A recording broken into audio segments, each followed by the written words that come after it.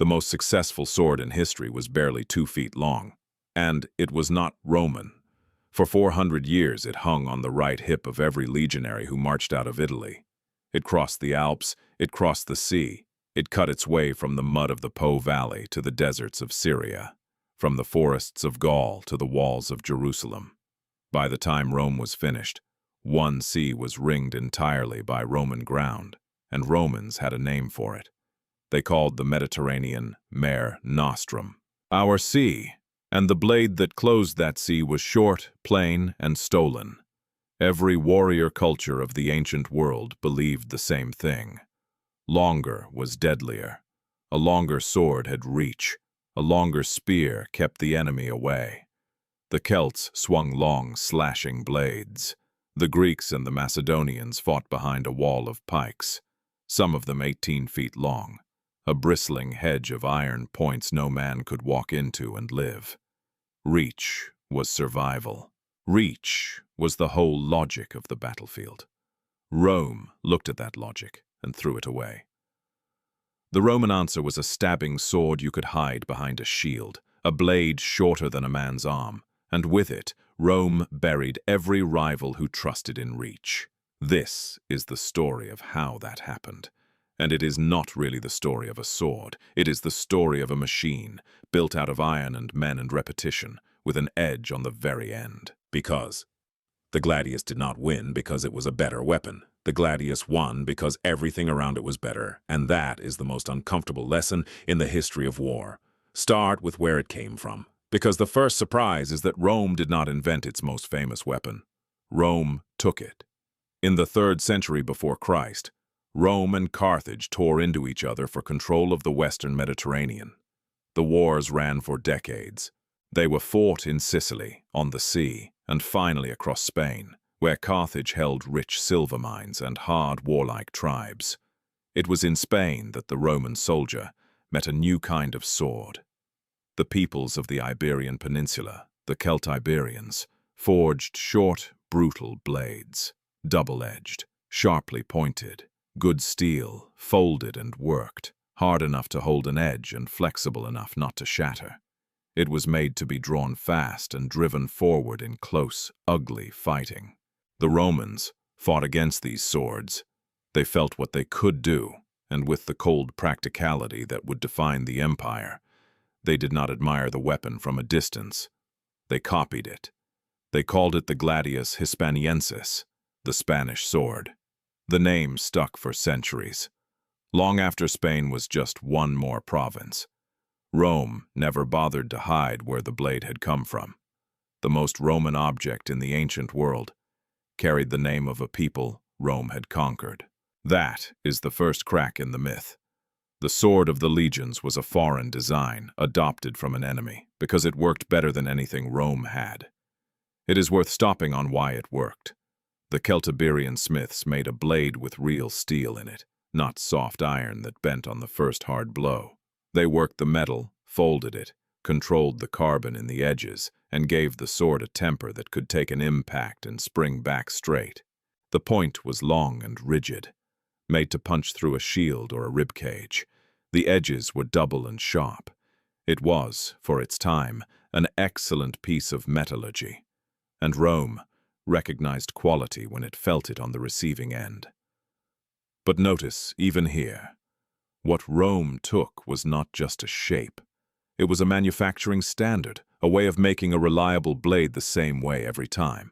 That instinct to standardize the good thing and reproduce it endlessly is the whole story in miniature. And remember where Rome learned this lesson. It learned it losing. The Second Punic War very nearly destroyed Rome.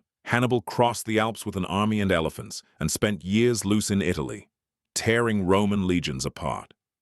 At Cannae, in 216 before Christ, he surrounded a Roman army and butchered it in a single day.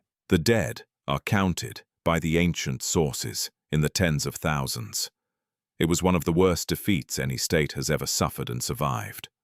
Rome did not survive it by finding a hero or a wonder weapon. It survived by grinding, by rebuilding, by learning. And it was in the other theater of that same war, in Spain, under a young commander named Scipio, that Rome, fought the Iberians and their allies year after year, absorbed their sword, and folded it into the Roman way of war. The most Roman weapon in history was picked up off the battlefields of a war Rome was losing. The empire was forged out of near catastrophe, and it kept the enemy's blade as a souvenir and a tool. But a good blade in a warrior's hand is just a good blade. It does not conquer a sea. To understand what Rome actually did, you have to stop looking at the sword and start looking at the man holding it, and the men pressed shoulder to shoulder on either side of him. Picture the legionary. He does not fight the way the heroes of legend fight. There is no room for it. He stands in a tight block of men, each one close enough to feel the next. On his left arm he carries the scutum, a tall, curved shield of layered wood and hide, big enough to cover him from shoulder to shin. It is heavy. It is a wall he carries, and it changes everything. Because a man behind a wall like that cannot swing a long sword. There is no space. Swing wide, and you open your own body, and you foul the men beside you. The shield wall does not want a slashing weapon. The shield wall wants a blade that works in a narrow gap. So the Romans trained to stab. This is the heart of it. Rome did not teach its soldiers to fight with the edge. Rome taught them to fight with the point, the thrust. You keep the shield up, covering the body, and you punch the sword forward through the small opening beside it, into the belly, the groin, the throat of the man in front of you. Then you pull it back, and you are covered again. In and out. No wind-up, no flourish, nothing exposed. The Roman writer, Vegetius, looking back on the old training centuries later, spelled out exactly why. A cut, he wrote, however strong, is rarely fatal, because the vital organs are protected by bone and by the enemy's own arms. But a thrust driven only 2 inches in is generally deadly.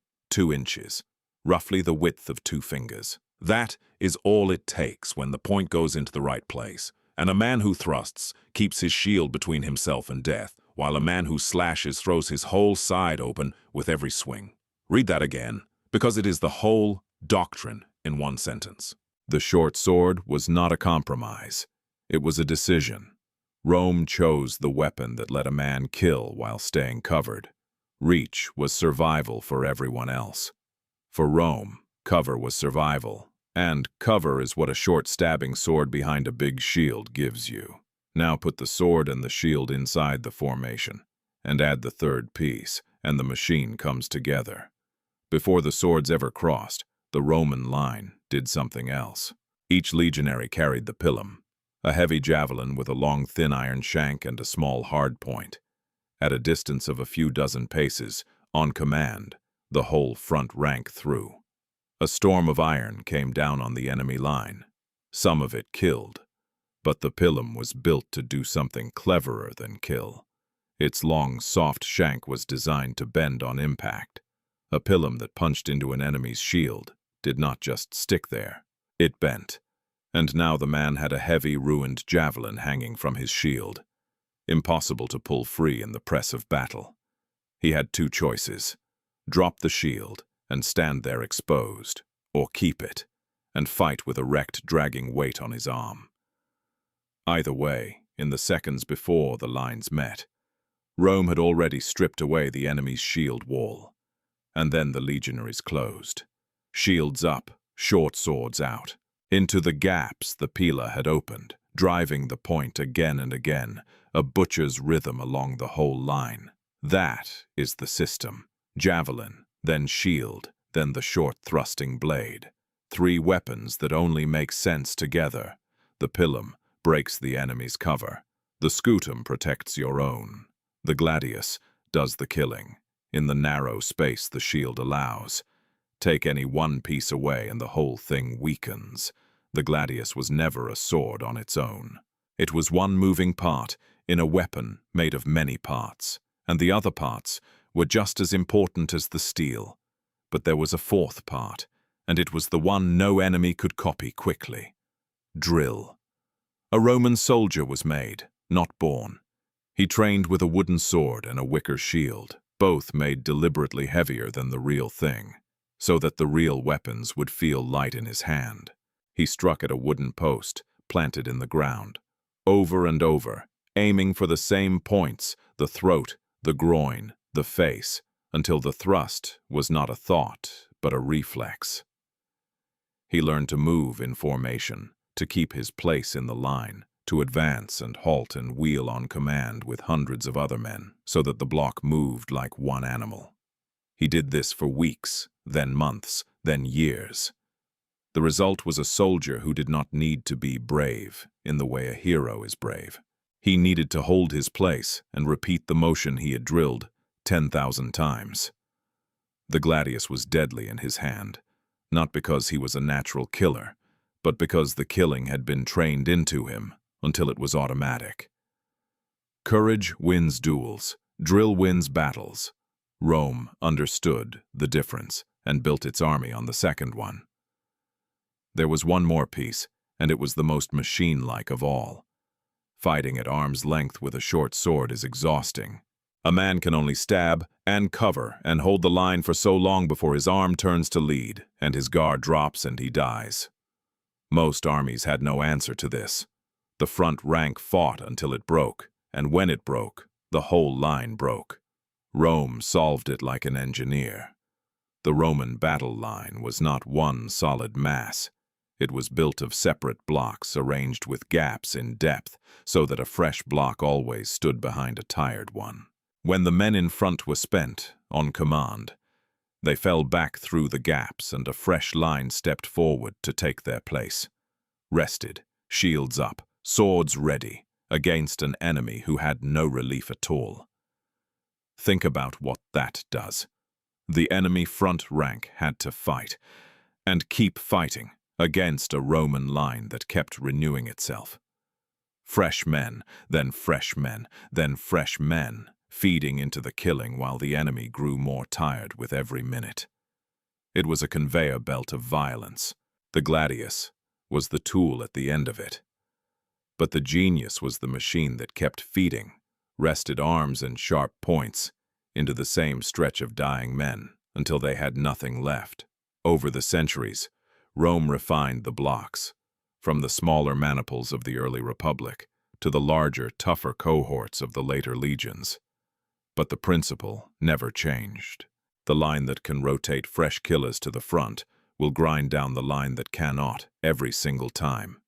Now the machine has all its parts: the stolen blade, the tall shield, the bending javelin, the drilled man who moves in a block.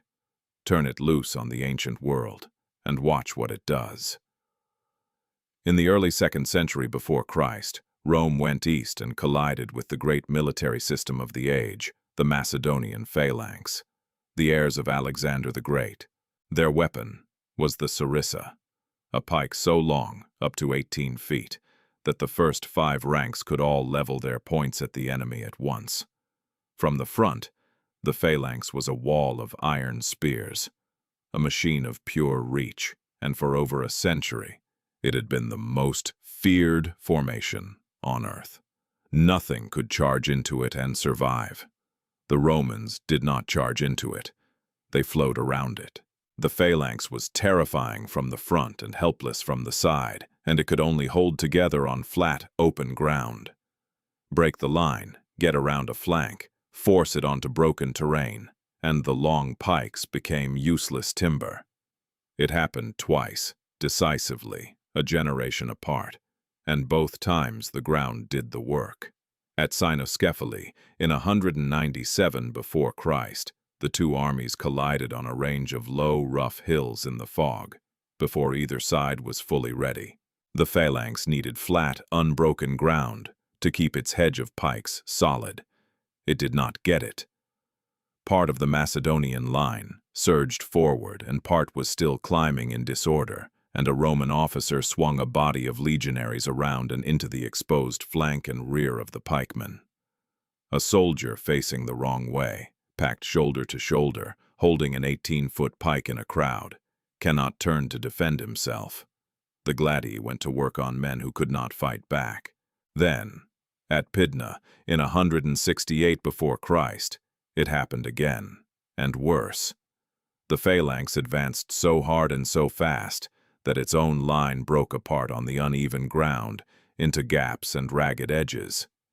The Roman commander saw it and ordered his men to stop trying to fight the wall from the front and instead pour into the gaps, into the seams of the phalanx where the pikes meant nothing and the short sword meant everything. In something like an hour, the greatest heir of Alexander's war machine was destroyed. The kingdom of Macedon, the power that had conquered the known world under Alexander, ended on that field, cut apart from the inside by men with 2-foot swords. And once the Roman legionaries got inside the reach of the Sarissa, once they were in close, the phalangite was a dead man. He had a pike he could no longer use, and a small shield and a short knife, against a soldier who had trained his entire life to kill exactly here, in the press at arm's length, with a blade made for this and nothing else. The historian Livy recorded what the Macedonians saw when it was over. These were hard men, veterans, soldiers of a proud tradition, and they were shaken to the core, not by losing, but by the wounds. They had fought wars with spears and arrows, clean puncture wounds, tidy deaths. Now they walked a field littered with what the Spanish sword had done. Arms severed clean at the shoulder, heads struck entirely from bodies, bellies opened, insides spilled on the ground. Livy writes that they realized with horror what kind of weapons and what kind of men they were facing. The terror came before the next battle. The bodies were a weapon too. This is the part the myth leaves out. The Gladius was not elegant. It was an industrial butcher's tool, wielded by men trained to use it without hesitation, and the sheer ugliness of the wounds it left broke the will of armies that had never lost their nerve before. Rome did not just beat the phalanx. Rome horrified it. Try to stand inside that line for a moment, because this is where the machine stops being a diagram and becomes real. You cannot see much. Your world is the back of the shield in front of you, and the roar of thousands of men. The dust is in your throat. The shield's lock, wood grinding on wood, and the whole line heaves as the two masses press together. There is no room to swing, no room to run, nowhere to be a hero. There is only the small opening beside your shield, and the drilled motion you have done 10,000 times against a wooden post. The point goes forward. It finds flesh. You pull it back before you even register what you have done, because your body is doing it without you. And when your arm is dead and your legs are shaking, the command comes and you step back through the gap and a fresh man takes your place and you breathe. That is the experience the Gladius was built for. Not a duel. A shift on a killing floor, worked in rotation until the other side ran out of men. The sword was small because the job was small and endlessly repeated. The empire was built 2 inches at a time. And here is the thing to hold on to. The Macedonian pike was, by every measure a warrior would name, the superior weapon. Longer, more reach, deadlier at a distance. It had ruled the battlefields of the world for 150 years. And it lost decisively to a short sword, because the short sword came wrapped in a better system, on the right ground in the right hands. The weapon barely mattered. The machine around it was everything. Roll that machine across a century, and you get an empire. Understand the scale of what this sword was equipping. A single Roman legion in this era was around 5,000 men, and Rome did not field 1 legion. In the great wars of the late Republic, it fielded dozens at once, tens of thousands of men, every one of them carrying the same shield, the same javelin, the same short-stabbing sword, trained to the same motions. This was not a collection of warriors with heirloom blades. This was standardized, mass-produced war. State workshops and armies of smiths turned out gladi by the thousand, plain and identical and replaceable, because the whole point was that any man could be handed one and slotted into the line. That standardization was itself a weapon. A superior artisan sword you cannot make in bulk is a curiosity. A merely good sword you can put in 50,000 hands, all trained the same way, is an empire. Rome grasped this earlier and more completely than anyone. The Gladius was cheap to make, simple to use, and endlessly reproducible, and that is precisely why it conquered. Not despite being plain. Because of it. The dates tell the story of a sea being closed. The wars with Carthage ended with Carthage erased. In 1 year, one single year, 146 before Christ, Rome destroyed Carthage in the west and sacked Corinth in the east, snuffing out the last real resistance in Greece.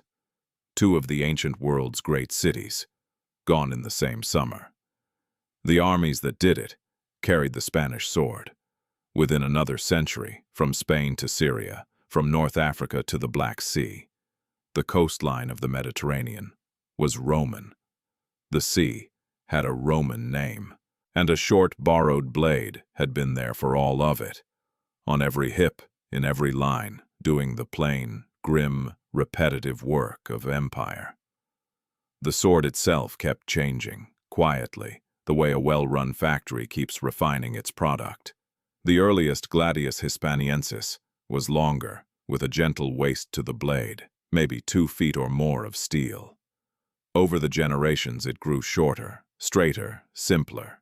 By the height of the empire, the standard type, which we call the Pompeii type after the buried city where examples were found, had a short, straight, parallel-edged blade and a stubby triangular point, under 20 inches, almost crude to look at. It was the final form of a weapon that had been optimized for one job across 4 centuries. Punch forward, kill, recover, nothing wasted, and then, slowly, the sword that conquered the world went away. Not because it was beaten, because the war changed. As the centuries passed, the shape of Rome's enemies and Rome's armies shifted. The frontier grew long and thin. Cavalry mattered more. Formations opened up. Battles were fought in looser lines on wilder ground against horsemen and raiders who did not stand in a neat phalanx waiting to be gutted. And in that kind of fighting, the tight shield wall and the tiny stabbing sword were no longer the answer. A man on a horse, or a man fighting in open order, needs reach again. He needs to cut. So the legions changed their sword. The short Gladius gave way to the spatha. A longer blade, better for slashing, better from horseback, better for the new way Rome had to fight. The weapon that had defined the Roman soldier for 400 years was retired, replaced by exactly the kind of longer sword Rome had once thrown away. Sit with that, because it closes the whole argument. The Gladius was never chosen because short swords are simply better. It was chosen because it was the right tool for one specific system of war, the shield wall, the drilled block, the killing at arm's length. The moment that system stopped being how Rome fought, the sword changed with it. The blade followed the machine. It always had. Which brings us to the real lesson, the one that reaches all the way to now. We want to believe in the wonder weapon. The perfect blade, the superior rifle, the machine so advanced it decides the war by itself. It is a comforting story, because it is simple. Find the best weapon and you win. But the Gladius says something harder and truer. Rome did not win with the best sword. By the standards of its enemies, it won with a worse one, shorter, plainer, less reach, a design it had copied from people it was in the middle of conquering. And it buried them all because the sword was the smallest part of what Rome actually brought to the field. Rome brought standardization, so any man could be armed and any weapon replaced. It brought logistics, to keep those men fed and equipped 1,000 miles from home. It brought drill, so that the killing was a reflex and the block moved as one. It brought a doctrine, the thrust behind the shield, that squeezed the most death out of the least exposure. The Gladius was the visible tip of all of that. 2 feet of iron at the end of an enormous, patient grinding system. That is why armies still study Rome. Not for the sword, for the machine. The truth, the Gladius drove home 2,000 years ago, is the same truth that runs through every war since and every arms program today. A mediocre weapon inside a great system beats a great weapon inside a poor one. The rifle, the tank, the aircraft, the drone. None of them win anything alone. They are only as deadly as the training, the supply, the doctrine, and the discipline wrapped around them. The weapon is never the point. The machine is the point. Rome proved it with 2 feet of borrowed iron and closed a sea with it. The next time you see that short, plain sword in a museum case, understand what you are looking at. Not a great weapon. A small part of the greatest war machine the ancient world ever built. The edge on the very end of the empire, and the moment the empire changed how it fought, the edge changed too, because it was never about the blade.